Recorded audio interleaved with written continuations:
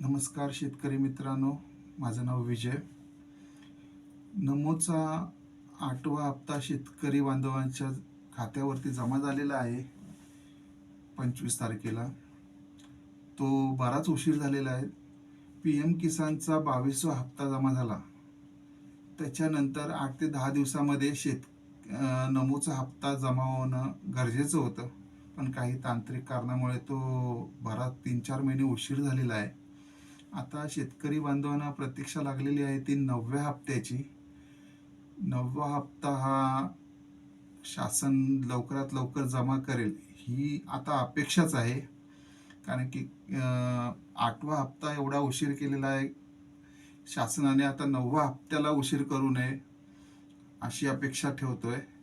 बघूया आता शासन निर्णय जोपर्यंत येत नाही तोपर्यंत 9वा हप्ता जमा होणार नाही. शासन निर्णय आला की 8 ते 10 दिवसामध्ये GR निघेल. GR निघाला की 8 दिवसामध्ये शेतकरी बांधवांच्या खात्यावरती नमोचे 9वा हप्ता जमा करण्यात येईल.